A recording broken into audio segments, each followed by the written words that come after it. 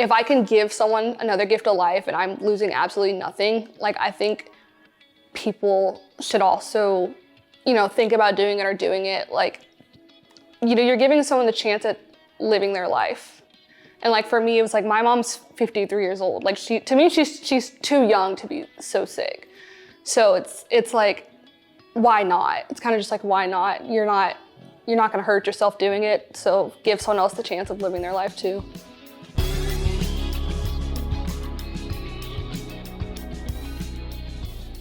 How's your track season going? It's been good. It's been a little bit different for me this year, especially because I've spent a lot of weekends having to go home to go do like pre-op work or any kind of extra blood work or tests or whatever they need. But other than that, it's been good.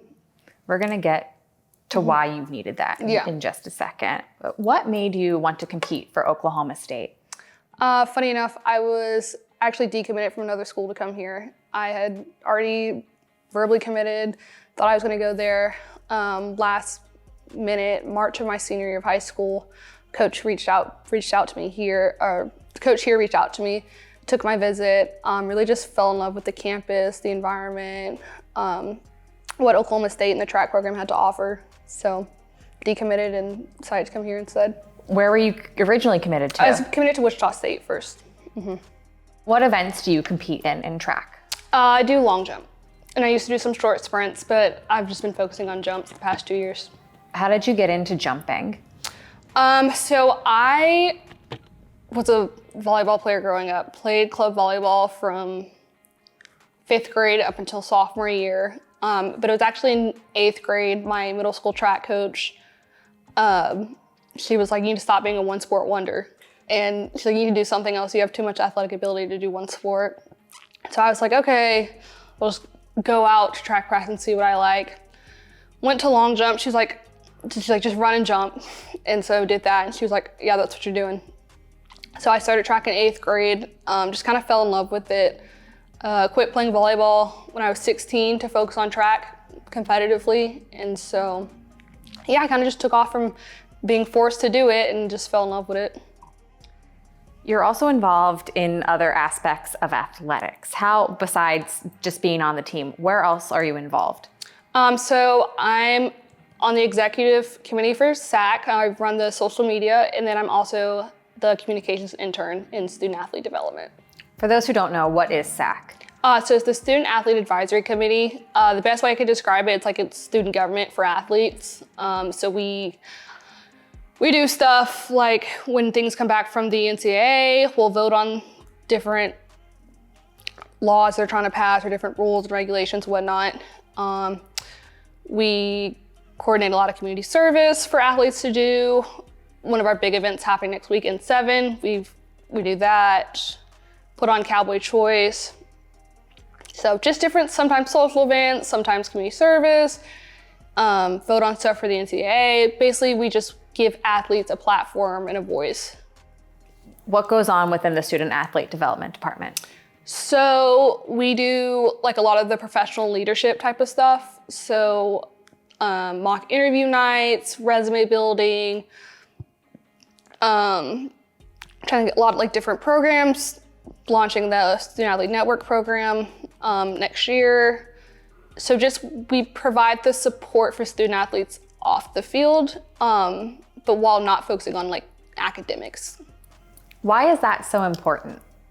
Well, I think it just teaches athletes a lot of like valuable skills. It's definitely taught me how to like be professional, how to like advocate for myself in a professional environment, like skills for interviews, skills for networking with other people, opportunities to like go out in the community and do stuff and like make those relationships. Yeah, so it's just definitely helped me become a more well-rounded person. Your first season here was in 2020, freshman year, cut short by COVID. How challenging was that for you? It was really hard for me because I had a pretty good freshman year here. Made the Big 12 roster, so jumped at Big 12s, ran the 60 meter at Big 12s. Was coming off of kind of like a high, And then COVID happened and we found out we weren't gonna have an outdoor season. Kind of had like a last little fun goof around practice and then had to go home, and it kind of just like really put a damper on things because I felt like I was in peak shape. I had done really well in practice with training and didn't really have the opportunity to do anything. So it was a bummer for sure, but. How did that affect you coming back in the fall of 2020 for your sophomore year? Well, it was hard because we came back and it was like everything that we've done before, we couldn't do anymore. Practice groups were split up. You didn't really have much of a team like environment going on. It was very, very individualized. So it definitely was hard to get back into the mindset to be competitive, but also adjusting to such a new normal, lifting in small groups, sometimes by yourself, warming up by yourself. So yeah, it's hard. You have another year of eligibility due to COVID. Mm-hmm. Will you be taking that? I'm not taking my COVID year. My body's kind of ready to be done. I'm graduating.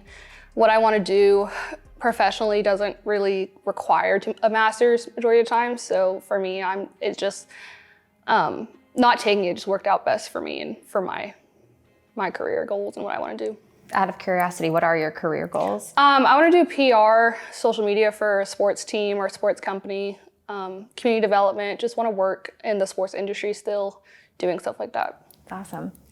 Your senior year is being cut short a little bit as well. You've been talking about the blood test and going home on weekends. Why will this upcoming meet be your last? Because April 24th, I'm donating a kidney to my mom. We're part of a paired exchange, so my kidney won't be going directly to my mom due to medical reasons, like we don't have the same blood type, and so I can't donate directly to her. So we're part of a paired donation, and so it'll be 6 total people. My kidney will go somewhere, and so my mom will get one from someone else, and all that's taking place on April 24th, so 2 weeks from today.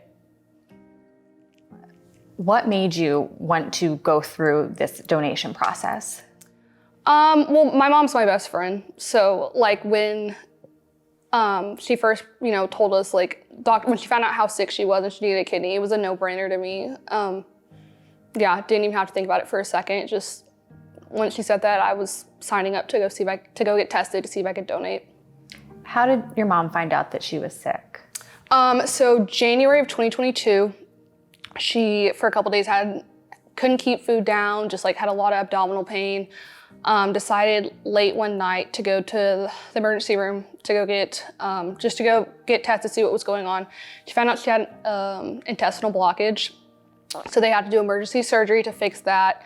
And when she was in the hospital, after some of her lab work came back, that's when they looked at her numbers and realized something was wrong. They consulted a nephrologist to come in, and that's when she found out she had stage 4 kidney disease. And that was right before my first track meet of the season. Was that surgery. And so they were supposed to be driving to Arkansas that next day to come watch me jump, but yeah. When did they tell you? My mom kind of waited to tell me because she knew I was going to take it pretty hard. So she stayed 8 days in the hospital because of that. And so she had kind of told me toward the end of her stay, I can't leave yet because they got to talk to other doctors about some stuff that's going on. And so once she got out of the hospital, she went and saw a nephrologist that they referred her to, and that's when she found out. She didn't tell me for a while how bad it was. She just was saying I have some issues with my kidneys. And then about a couple weeks later, she finally told me that she was in stage 4 kidney disease and that eventually it was gonna look either like dialysis or needing a transplant. Did she ever need dialysis? No, thankfully she didn't. It's kind of like a miracle. She only has 15% kidney function and should be on dialysis, but she's not, so. Why? How is she functioning without dialysis? The doctors just really aren't sure. Her numbers she hasn't gotten too much worse since she initially found out. When she found out, she made a huge lifestyle change, changed her diet, started walking and exercising a lot more. And so she was really determined from the day she found out that she was not gonna be tied down to dialysis. So I think her lifestyle change really helped her maintain where she was at. And so, people normally are on dialysis at 15%, but she's just not, yeah. a little over a year ago, found out she had stage 4 kidney disease. When did she find out she needed a transplant? So it was around this time last year, actually. Her and her doctor had just been talking about like what the future looks like. And so he said, you're maintaining right now, but like the reality is that it's going to come down to whether it's a few years from now, a few months from now, that she is going to have to either be on dialysis or look into the transplant option. And so, like I said, she just like does not want to be on dialysis, doesn't want to have to do that. Her dad was on dialysis for a little bit, and so she saw how like emotionally and physically taxing that was, and she decided it's not something she wanted to do. So she decided to look into transplants.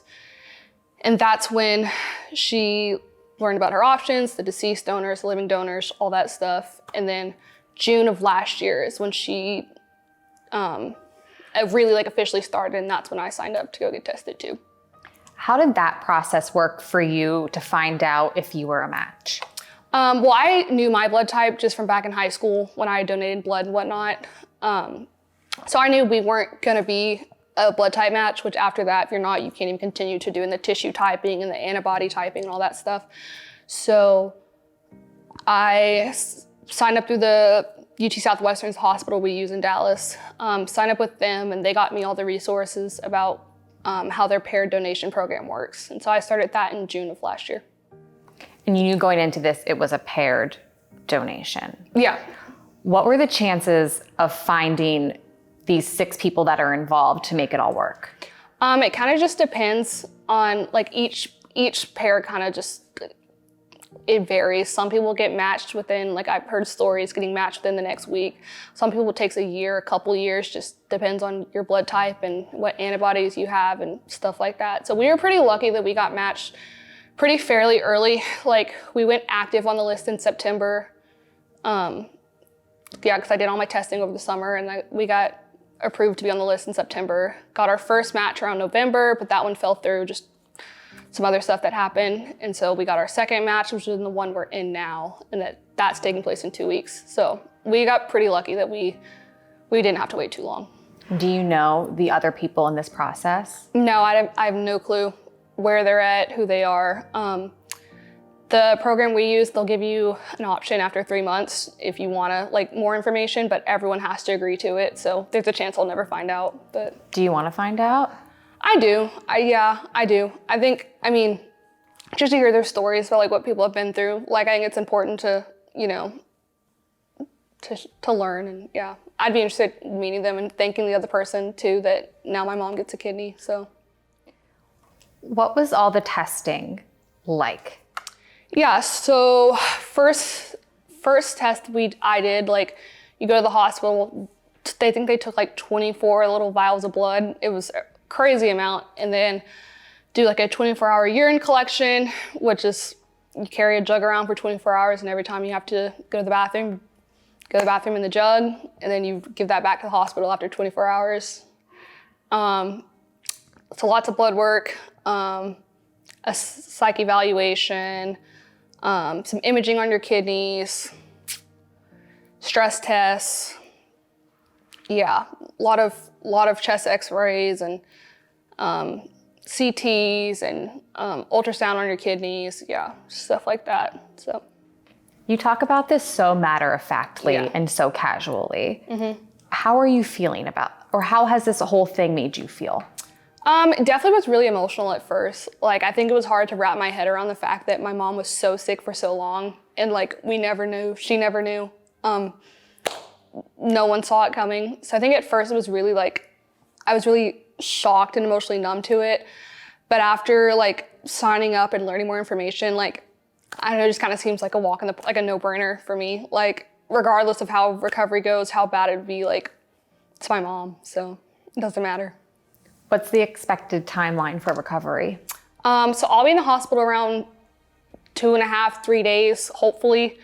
So I'd get released, like I have surgery Monday, hopefully Wednesday I'll be going home. And my mom's surgery is also Monday, the same day. And she goes home like at the end of the week. She'll have like a 4 to 5 day stay in the hospital. And then I'm no physical activity for 6 weeks, which graduation falls within that 6 weeks. So hopefully I'll be able to come back. But yeah, just walking, nothing extensive for 6 weeks, just walking around and getting myself active again. The other interesting part about this whole thing is your mom, they're not taking out one of her kidneys. Yeah. So she's going to have 3. Yeah, she'll have 3. Why? I think medical reasons, just it's easier. It's less extensive of a surgery to take one out and put one in. So they're just gonna make a little bit of room, stick one in, and she'll just have 3. So. Do you know how common that is? Yeah. Apparently, like some people have 4 if you need another transplant. Yeah, as long as there's enough room to put another kidney in, they won't take them out. I think it's just medically just makes more sense for the recovery. I did not know that. Yeah. Crazy. What is a support person in this whole operation?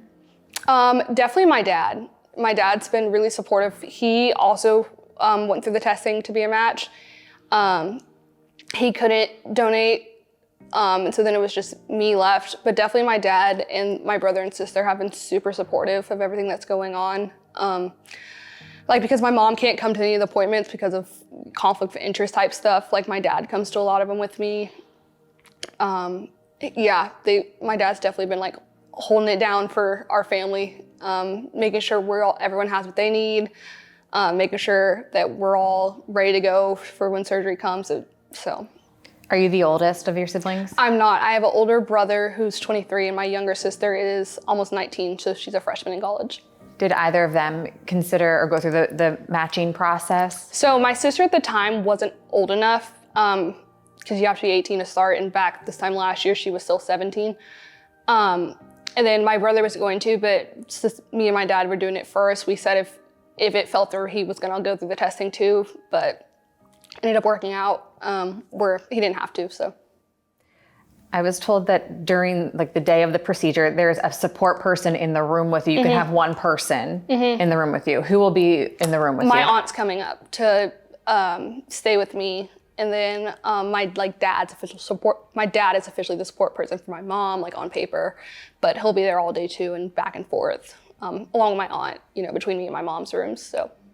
So you said on paper your dad is the official. Why do you have to specify who that one person is? Well, I think it's just part of them making sure that everyone has, because it's physically a lot, but it's also mentally a lot to handle too. So they want everyone to make sure they have a person that they can lean on throughout this whole process, from the testing to all the way through recovery. What does it mean to you to have your aunt coming up for this? It means a lot, especially because she takes on a lot too. She lives in Houston with my grandparents, and my grandparents, since they're a little bit older now, they don't move as well and they need a little bit more help to do stuff. And so she takes on a lot of that because my parents live in the Dallas area. So it means a lot it means a lot to me for her to take the time out and come do that. And since my mom probably can't come to graduation, she's planning on coming up here for that too. So it means a lot. You said it was a no-brainer to you to volunteer to donate your kidney. What does it mean to you to know that there are other strangers out there willing to do the same so your mom can have a new one? Oh, it means a lot. Me and my family, we pray for the other people involved every day. Like I said, hopefully one day I'll be able to thank the other person in person or through letters, phone call, but it means a lot, that someone else was willing to step up for their person so that everyone gets to receive something in the end. Are you able to write a letter and give it to a doctor who could pass that along if you don't know who they are? Is there any way to thank them? So you can write a letter, just you can't have any identifying factors in it. So I can't use my name or anything like that, but I can write one, just thanking them, telling them a little bit about, where I'm, what I do and, stuff like that, but just can't be anything that gives away my identity. Why is it so secretive? Because it's such a great thing that you all are doing. Yeah. I think they just try and protect everyone's emotions during the beginning, because I think I think maybe just to try and protect everyone emotionally, that it's already a lot to deal with, physically and emotionally, dealing with my mom and then hearing someone else's story. I think it would also just be a whole nother layer of emotions to have to deal with. So I think they wait and give you the opportunity to kind of like let emotions settle a little bit and then, but yeah, I mean, I hopefully, yeah, I do want to meet them one day and just, but I hope you get to too. yeah, so we'll see. After the transplant takes place and your mom is out of the hospital, what are the next steps for her recovery? So she's going to be on immunosuppressants for the rest of her life. Her kidney disease was caused by high blood pressure, so she'll be on high blood pressure for the rest of her life probably. Yeah, so she just has to have like very frequent visits with her nephrologist. Has to do a lot more like walking around. Like I said, she already like changed her diet a lot, so that helps. But yeah, she just has to take her medicine every day and visit her doctor pretty frequently. But that's about it. Other than that, she still has a, you know, normal lifespan, gets to live her life like everybody else, so. Why is organ donation in general so important? Well, I think it's just, to me, it's just like with the whole kidney thing, it was like, I have two and you don't need two. You can live a completely normal life with just one. And I think that if I can give someone another gift of life and I'm losing absolutely nothing, like I think people should also, you know, think about doing it or doing it. Like they do like a whole risk calculator when you're going through surgery, and my risk was like less than 1%. Completely doesn't shorten my lifespan. I don't have any like huge physical limits, just can't take up contact sports, which don't plan on starting anyway. So yeah, I think it's just so important to me because it's like, you know, you're giving someone the chance at living their life. And like for me, it was like my mom's 53 years old. Like to me, she's too young to be so sick. So it's like, why not? It's kind of just like, why not? You're not gonna hurt yourself doing it. So give someone else the chance of living their life too. So you're leaving campus in a couple weeks. When will you be back in Stillwater? I plan to come back for graduation. I'll graduate that Saturday, the 13th. So I'll probably try and come back a day or two before that. Hopefully, doctors are pretty hopeful I'll be able to come back. I've talked to other people who've also gone through this. Kind of just depends on the individual. Some people felt completely fine 2.5 weeks. Some people didn't, so we'll see. But hopefully I'll be back to walk on Saturday. Your mom won't be able to make it, but will your dad be able to be here for it? My dad, my two siblings are coming, and my aunt and uncle will be here, so. What will it mean to you to walk across that stage after going through all of this? I think it just means a lot. Like I feel like 4 years ago, if I sat down and thought about what my college would have looked like, it wouldn't have looked like how it actually happened between COVID and, you know, this basically half of my junior year and my senior year has been completely just like a little bit crazy with everything going on. So I think it just means a lot, like when I look back and I'm like, I feel like I went through so much and finally, like, you know, at the end goal, light at the end of the tunnel, it'll mean a lot to me. How did you manage being a student, an athlete, and going through this organ donation process? It was definitely hard at times. Like there was obviously like waiting till we got that call that they found a match. Like it was on my mind every single day, hoping like my phone would ring and it would be them. So it was a lot trying to like focus on track, focus on school, still have those relationships with my teammates and my friends.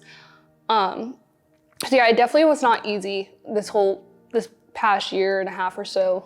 It's been a lot, but thankfully because I have like really supportive friends and family, they've really like stepped up and been there for me when I needed that shoulder to lean on, so. What was your team's reaction when you told them you were doing all of this? So I didn't really tell many people for a really long time. The first person I told she's not here anymore, she graduated last year, but my friend Sydney, she's also one of the other jumpers last year, still like my best friend to this day. And I texted her the night my mom went to emergency surgery because she lived across the street from me at the time. So she offered to come sit with me and wait till my mom got out of surgery with me. And I told her like when I found out about the whole kidney thing and what I was thinking about getting tested and all that, but I didn't really tell a lot of my other teammates until probably August when I got back from over the summer. Why? I think I was still trying to process it. You know, I still had to wrap my head around everything, and the fact that like, I mean, I told my coach and pretty much everyone else, like, when they call, I have to go home. Whatever is going on, like, I have to leave and go home. So I think that was hard because I didn't want to like let my team down and let my teammates down. So I think I just didn't tell anyone for a while, just because I was still trying to like make sure I was okay and I understood like what was going to go on. So what did your coach say when you told him, when they call, I gotta go? I think they were surprised. Like, I think my coach was surprised because I had told her like, I don't know when, like, I could be tomorrow, could be a year from now, I don't know. But I mean, she understands, you know, everyone's completely understands and gets it and respects what I'm doing. So, but yeah, I just waited because I just was like making sure I was good. I didn't want to like go and tell someone what was going on and then not have all the answers or be able to like fully explain. And yeah, so I just waited until I felt like it was the right time to say something. What have you done to protect your mental health through all of this? I really just like, when I'm feeling overwhelmed or stressed, I'm one of those people that recharges alone, like not with people. So sometimes like I'll take a day and just like Saturday I went shopping in Oklahoma City by myself, you know, just when I'm feeling stressed out.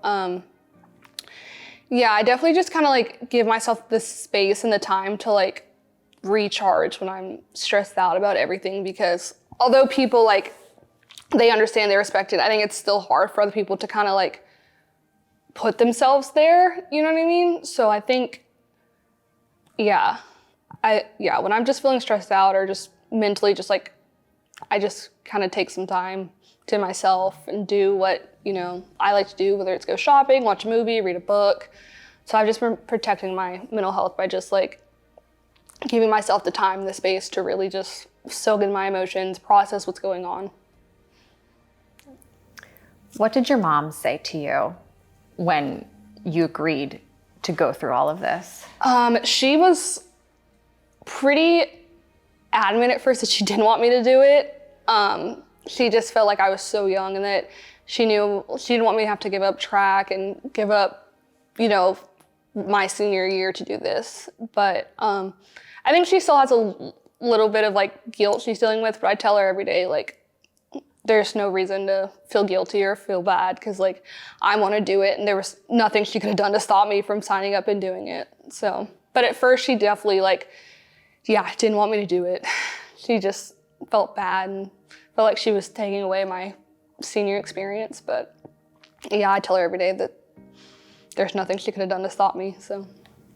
How do you think you're gonna feel on April 25th, the day after? I think relieved. Like, this has taken over like my life, my family's life for the past year and a half. And I think we're all ready to just put it behind us and just feel like we've been climbing like an uphill battle and we'll finally be at the top, be able to look down. So I think I'll just feel relieved. Your career at Oklahoma State has been a little bit unconventional with the COVID year and then what you've gone through the last year and a half. What do you think you're gonna remember most about your time here in Stillwater? Definitely the people. Like, I have met some of my best friends for life here. Met so many wonderful people that, like, I thank God every day that I chose to come here, because I wouldn't have met these people otherwise. So definitely when I look back, I'll just remember like how wonderful my time was with these people. Like, whether that was like in track or interning or SAC or wherever, I just think about all the people that like come from such crazy and different backgrounds. That's like, it's just been a really cool experience getting to meet some really, really awesome people.